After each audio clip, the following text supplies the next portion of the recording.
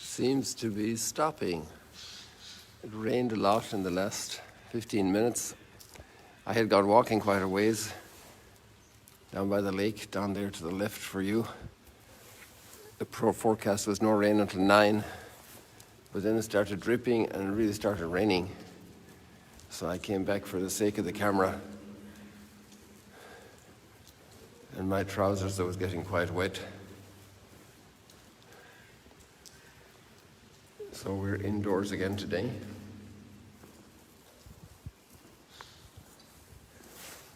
Raindrops keep falling on my head. We're very grateful. We've had over a foot of water in the Sea of Galilee. It's risen about 30 centimeters, which is a great blessing. We still need about 4 more feet, about 1.30 meters, I think. And that would be up into levels we've had the last few years. But that would be a lot of rainfall. Let's see what happens this year. We have another few days of rain coming here on this particular wave of rain.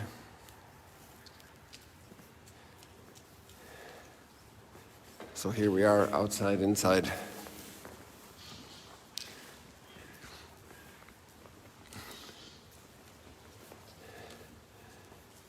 We have a big group of pilgrims came to stay, about 50 pilgrims from all over the United States, with the guide I know for years, Ronnie, who lives in the States.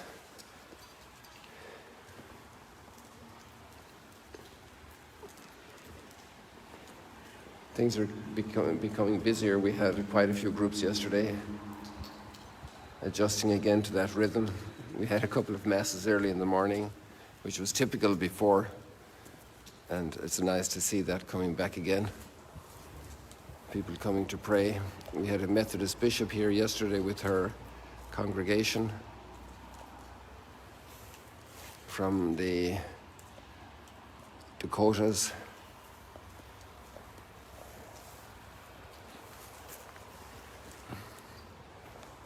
And an Israeli tour guide who just got his doctorate in archaeology. He's digging the Bethsaida with Steve Notley and Moti Aviam, but he's an expert on Byzantine period churches and the earliest churches here in the Holy Land, and he says there are about 630 ruins discovered, and I'm sure there are a lot more that haven't been discovered. So it just shows the extent and the abundance of the presence of the followers of Jesus here in the first centuries. The oldest one is 2nd, 3rd century at the prison in Megiddo.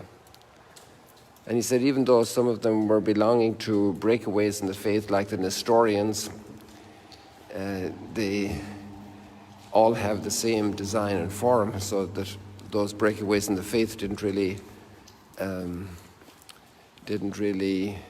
affect the church design, or at least they haven't found that type of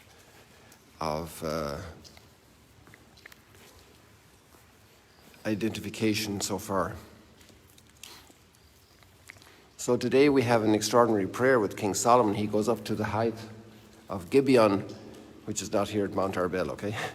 But the high places always attract us because we go up and we get a view of our life down below. And that's like the spirit of faith as well. So he went up to a height to offer sacrifice to God at the beginning of his reign. This moment is very special because it's the description of Solomon's prayer to God. And he asked for wisdom to guide his people in great gratitude for how David had been faithful to God. So here we have a young Solomon who has some ideas very well set, very well placed. And it's the beginning of his fame for wisdom. And God said to him, because you didn't ask for riches and for gold and for the death of your enemies, and you didn't ask for lasting power, but you asked for wisdom to serve well while you have the power.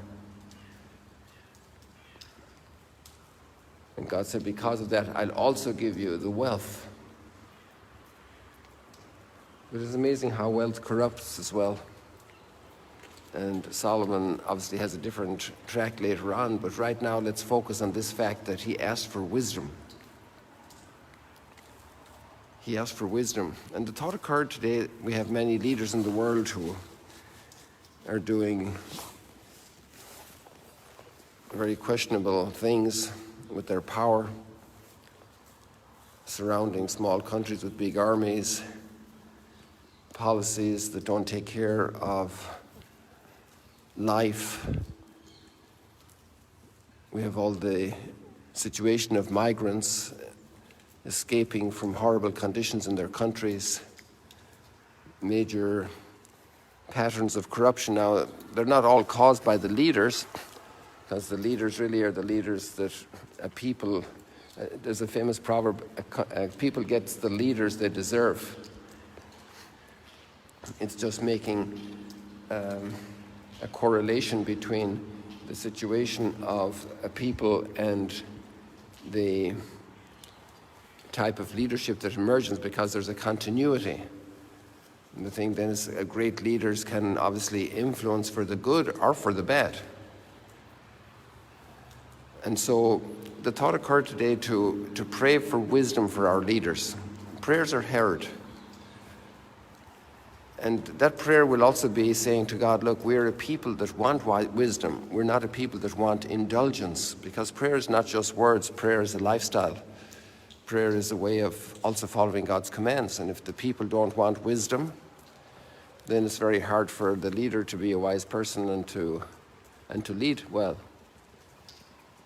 So that could be a great conclusion from reading today's reading, a great incentive, a great motivation to pray for wisdom, to really pray.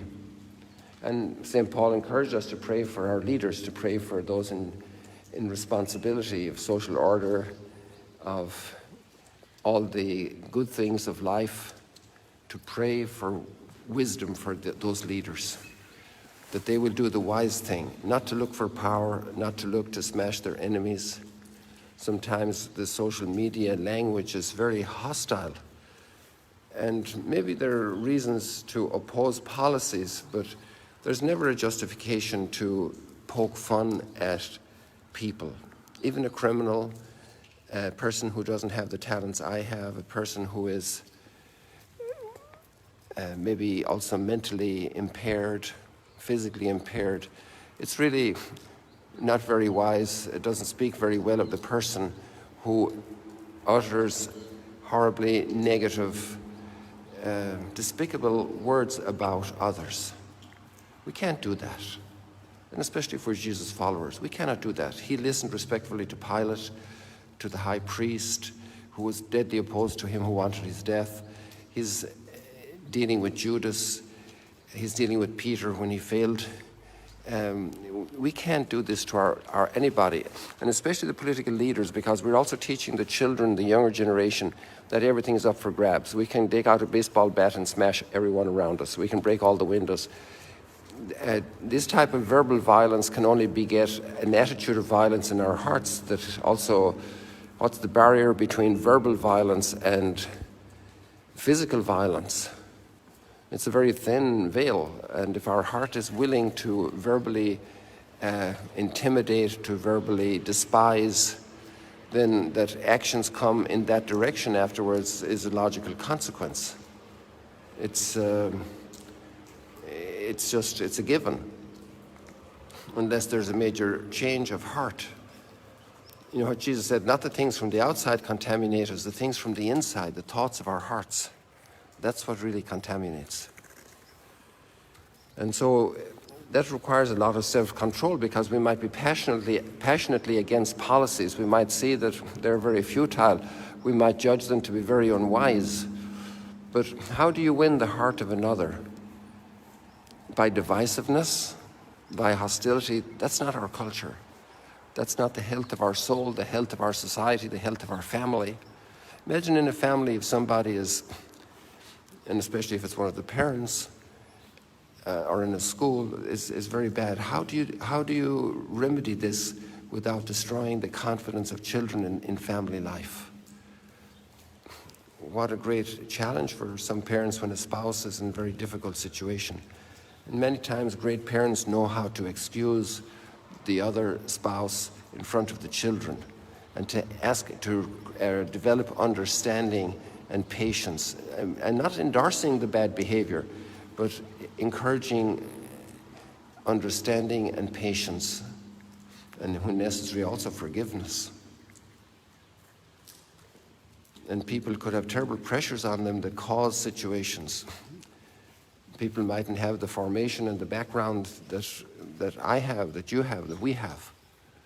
So there's a great culture of the soul, a culture of relationships, a culture of society that we need again today. Let's do it. Let's do it. We can all help. That's our mission. That's a great mission to fulfill. So let's think about that. Let's think about how we can do something wonderful like this. Let's go inside for the gospel passage because it's very, very nice. And we have some of it here in the chapels.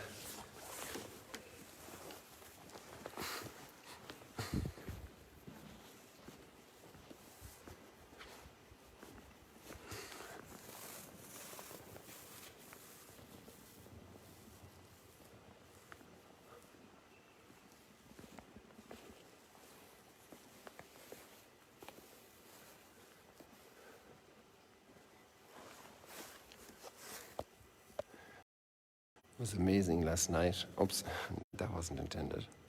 I was just zooming in to get the lake. Sorry about this. So here we go. It was amazing last night. We couldn't see across to the lights on the other side. It's 8 miles. We could see Tiberias, which is less than 4 miles. But there was a total curtain of lights out, so to say, across the lake, because of the intense cloud on the lake or the fog. So I'm coming into this chapter today because it kind of matches the gospel passage. Here we are obviously at the vocation when Jesus calls these disciples. And they leave everything to follow him. And Jesus thinks about his disciples. And he notices that they're tired. And they have been working very hard. They have told him about all their doings. And Jesus says, let's go aside to a quiet place to rest. And the good leaders think of the others, their needs, their situation. Sometimes there's an occasion to really work very hard, overtime, non-stop, triple effort. There's time to rest. And that's also wisdom, and knowing to do that is very important. So Jesus said, come aside and to a deserted place so we can get a break. And actually we do that in the religious life. I imagine most religious communities have it, but we have every month a day of retreat. And that's the spirit of the day of retreat. It's to come aside with Jesus, to spend time with him, to just drop the daily activities, the big ones that are so exhausting at times, and just to have time with him.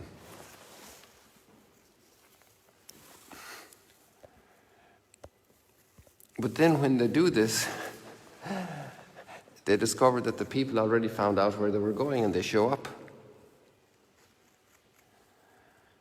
And Jesus is filled with compassion for the crowd.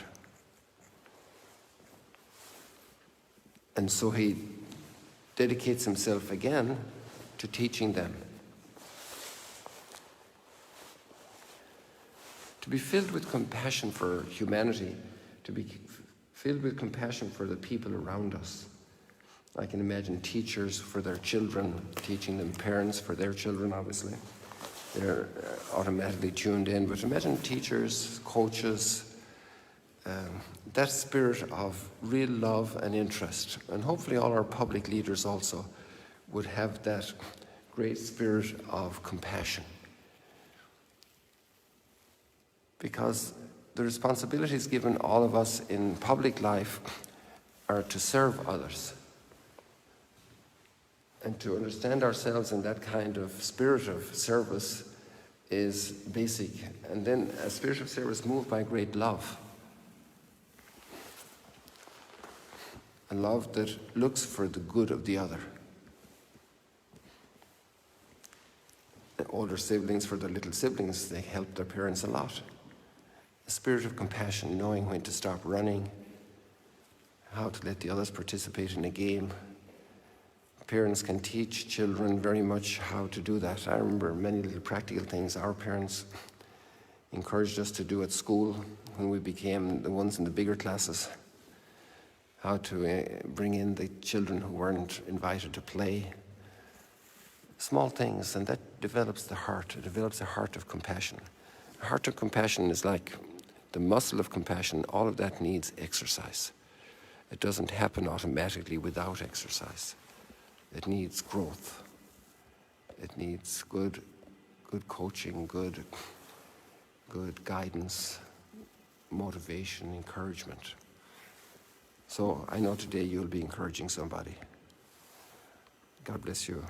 See you later, alligators.